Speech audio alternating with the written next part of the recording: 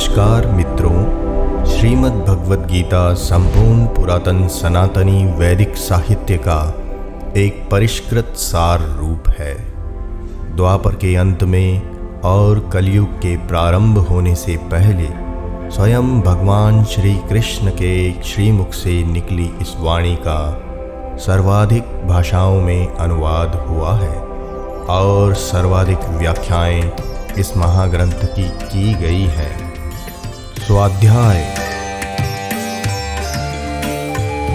सनातन संस्कृति एवं संस्कृत भाषा को पुनर्स्थापित करने के लिए स्वाध्याय YouTube पर एक अनूठी वीडियो श्रृंखला है। हमारा प्रयास है कि इस वीडियो श्रृंखला के माध्यम से व्याकरण की कठिन शब्दावली को अलग कर सरलता पूर्वक बिना किसी की सहायता के हम गीता का स्वाध्याय स्वयं कर पाएं। हरे कृष्णा। अध्याय 3 श्लोक क्रमांक 31। ये मे मतमिदं नित्यं अनुतिष्ठन्ति मानवः श्रद्धावन्तो न सूयन्तो मुच्यन्ते तेऽपि कर्मभिः। ये मे मतमिदं नित्यं अनुतिष्ठन्ति मानवः श्रद्धावन्तो न सूयन्तो मुच्यन्ते तेऽपि कर्मभिः। प्रथम पंक्ति में जहाँ लिखा है नित्यम अनुतिष्ठन्ति, यहाँ पर नित्यम तक का भाग जो है श्लोक के पंक्ति के पहले भाग में बोला जाएगा। ये में मतमिदम नित्यम, और मैं का जो आकार है वो दूसरे भाग में बोला जाएगा। अनुतिष्ठन्ति मानवः। दूसरी पंक्ति में श्रद्धावंतो न सूयंतो, जहाँ एस का एक चिन्ह दिखाई दे रहा है, इसे अवग्रह चिन्ह बोलते हैं व्याकरण में। और ये आकार होता है, इसका बोलने का तरीका होता है कि आप जो पहले मात्रा जो आती है उसे थोड़ा लंबा करके बोलते हैं। श्रद्धावंतो न सूयंतो मुच्यन्ते तेऽपि कर्मभिः। ये मे मतमिदं नित्यं अनुतिष्ठन्ति मानवः श्रद्धावन्तो न सूयन्तो मुच्यन्ते तेऽपि कर्मभिः। जो व्यक्ति मेरे आदेशों के अनुसार अपना कर्तव्य करते रहते हैं और ईर्ष्या रहित होकर इस उपदेश का श्रद्धापूर्वक पालन करते हैं, वे सकाम कर्मों के बंधन से मुक्त हो जाते हैं। श्लोक क्रमांक 32। ये त्वेतदभ्यसूयन्तो नानुतिष्ठन्ति मे मतं सर्वज्ञान विमूढांस्तान् विद्धि नष्टान् चेतसः। ये त्वेतदभ्यसूयन्तो नानुतिष्ठन्ति मे मतं सर्वज्ञान विमूढांस्तान् विद्धि नष्टान् चेतसः। द्वितीय पंक्ति में जहाँ लिखा है सर्वज्ञान विमूढांस्तान् विद्धि, तो इसमें ता के बाद में जो छोटा न है वहाँ तक का भाग जो है पहले पंक्ति के भाग में बोला जाएगा और विद्धि के बाद में दूसरे भाग में बोला जाएगा। सर्वज्ञान विमूढांस्तान् विद्धि नष्टान् चेतसः। ये त्वेतदभ्यसूयन्तो नानुतिष्ठन्ति मे मतं सर्वज्ञान विमूढांस्तान् विद्धि नष्टान् चेतसः। किंतु जो ईर्ष्यावश इन उपदेशों की उपेक्षा करते हैं और इनका पालन नहीं करते, उन्हें समस्त ज्ञान से रहित, दिग्भ्रमित तथा सिद्धि के प्रयासों में नष्ट भ्रष्ट समझना चाहिए। श्लोक क्रमांक 33। सदृशं चेष्टते स्वस्यः प्रकृतिर्ज्ञानवानपि प्रकृतिं यान्ति भूतानि निग्रहः किं करिष्यति।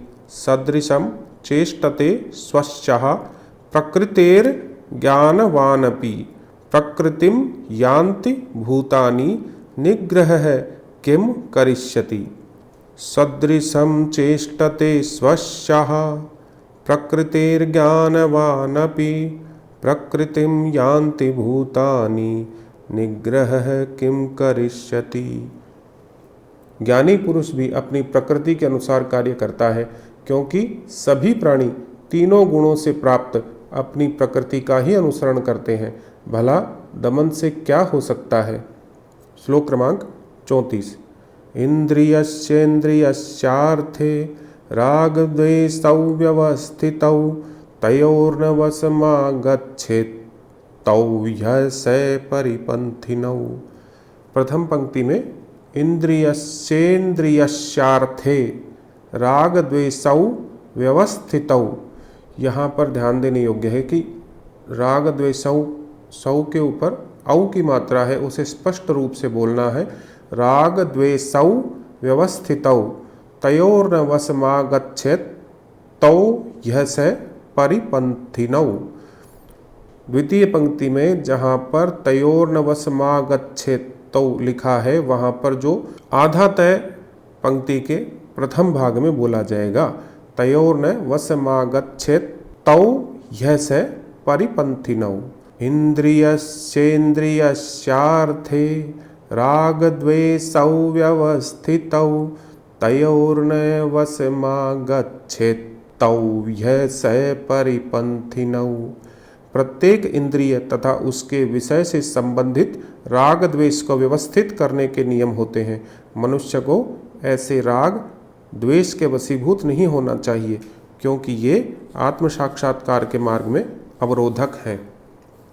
श्लोक क्रमांक 35। श्रेयान् स्वधर्मो विगुणः परधर्मात् स्वनुष्ठितात् स्वधर्मे निधनं श्रेयः परधर्मो भयावहः। श्रेयान् स्वधर्मो विगुणः परधर्मात् स्वनुष्ठितात् परधर्मात् स्वनुष्ठितात् स्वधर्मे निधनं श्रेयः परधर्मो भयावहः। श्रेयान् स्वधर्मो विगुणः परधर्मात् स्वनुष्ठितात् स्वधर्मे निधनं श्रेयः परधर्मो भयावहः। अपने नियत कर्मों को दोषपूर्ण ढंग से संपन्न करना भी अन्य के कर्मों को भली भांति करने से श्रेयस्कर है। स्वीय कर्मों को करते हुए मरना पराये कर्मों में प्रवृत्त होने की अपेक्षा श्रेष्ठतर है, क्योंकि अन्य किसी के मार्ग का अनुसरण भयावह होता है। धर्मो रक्षति रक्षित है, अर्थात यदि हम धर्म की रक्षा करते हैं, हम उसका पालन करते हैं, तो धर्म हमारी रक्षा करता है।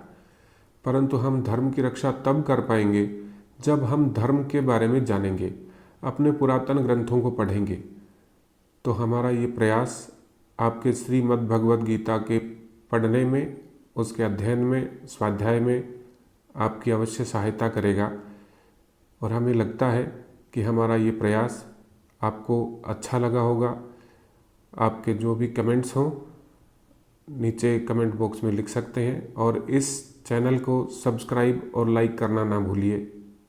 धन्यवाद। हरे कृष्णा।